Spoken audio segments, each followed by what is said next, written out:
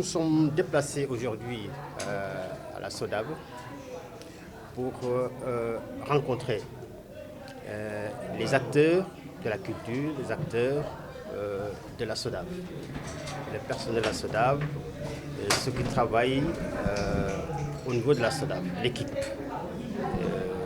Nous avons constaté qu'également, en plus de l'équipe, c'est presque le monde de la culture qui s'est rassemblé ici pour nous écouter. Alors, nous sommes venus d'abord pour tenir une séance de travail.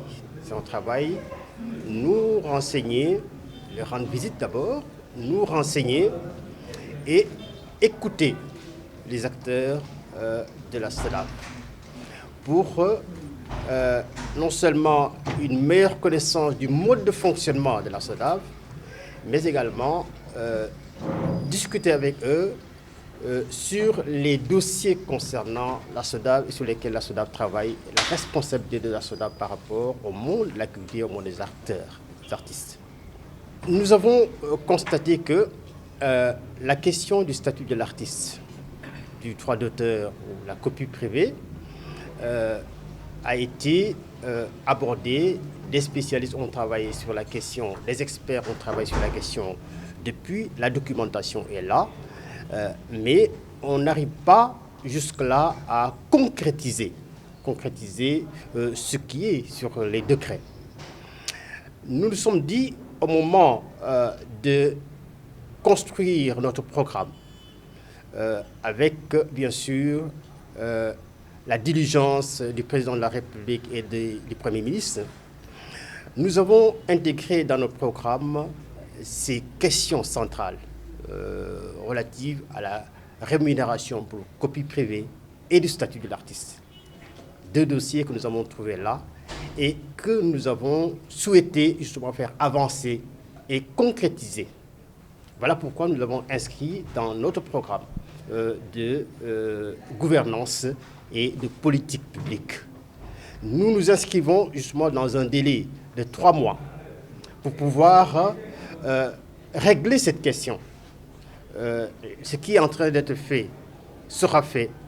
Du point de vue de la diligence administrative également, tout est mis en chantier, tout est mis en mouvement pour que, à l'issue de 3 mois, nous puissions concrétiser cette question et régler définitivement la question du statut de l'artiste, des droits d'auteur et de la rémunération pour copie privée. Naturellement, il y a un certain nombre de contraintes.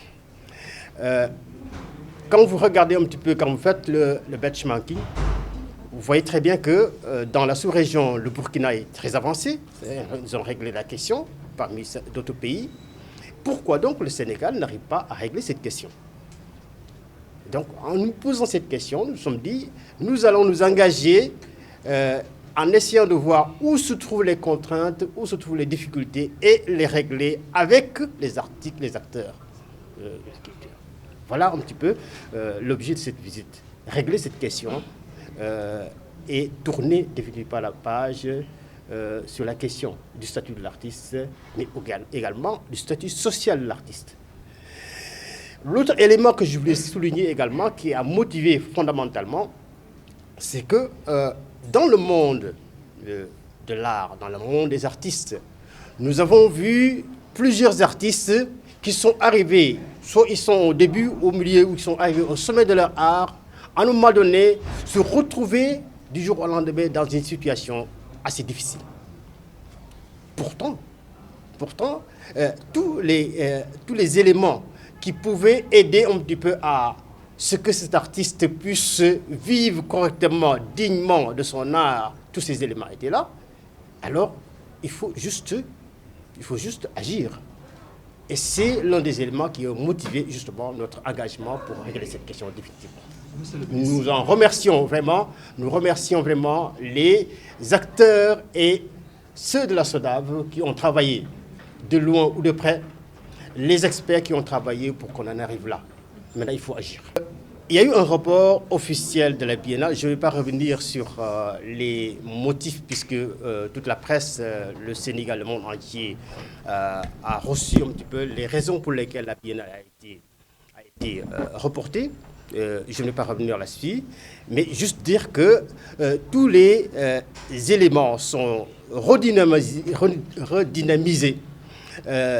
Toutes les décisions sont en train d'être prises pour que nous puissions aller vers une meilleure préparation et qu'au moment venu, il n'y aura pas de problème. Déjà commencer par remercier Madame la ministre et Monsieur le secrétaire d'État de cette visite au niveau de la SODAV. Je pense que c'est une visite extrêmement importante qui vient à son heure et qui nous rassure, nous, dirigeants de la SODAV. Quand je dis dirigeants de la SODAV, je veux parler et du conseil d'administration et de l'organe exécutif, la direction que je représente. Effectivement, cette visite constitue une source de satisfaction pour nous.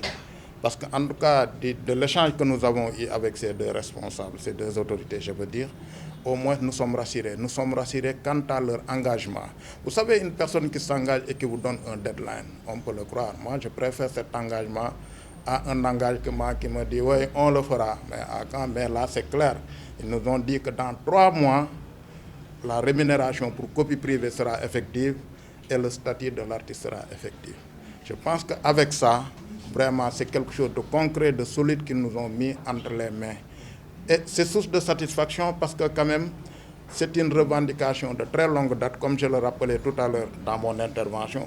Là, depuis 2008, la loi a reconnu des prérogatives aux titulaires de droits d'auteur et de droits voisins, à savoir une rémunération pour copie privée. Depuis 2008, c'est-à-dire plus de 15 ans, ça n'a pas été fait. Si maintenant les nouvelles autorités viennent au niveau de la SODAV, rencontrent la SODAV et nous disent que dans 3 mois, vous aurez cela, on n'a jamais reçu de promesse aussi ferme que celle-là. Donc, nous en sommes satisfaits et nous les croyons à 1000%. Au-delà de ces questions-là, est-ce qu'aujourd'hui la SODAV a d'autres défis majeurs à relever? Oui, comme toute société. Vous savez aussi, une société, c'est un dynamisme, elle n'est pas statique. Après avoir réglé le problème de la copie privée, du statut de l'artiste, mais il y a d'autres problèmes. Hein. Le numérique est là, le digital. J'en ai parlé tout à l'heure. Vous savez, c'est un défi énorme. Et le digital continue d'évoluer. Après avoir réglé définitivement le problème des plateformes, il y a le problème de l'intelligence artificielle qui est là, qui se pointe à nous. Est-ce que le problème est réglé? Aucun pays au monde ne peut se targuer d'avoir définitivement réglé le problème de l'intelligence artificielle qui s'est incrusté de plein pied dans notre secteur d'activité. Donc vous savez, c'est comme la vie, c'est une tendance. Après avoir réalisé des projets, il y a d'autres qui se pointent à l'horizon et qu'il faudra déjà régler. Donc ce sera un défi perpétuel et c'est cela même qui constitue le gage de performance pour une société. Savoir relever les défis, les accepter, avoir le courage de les affronter et de les régler.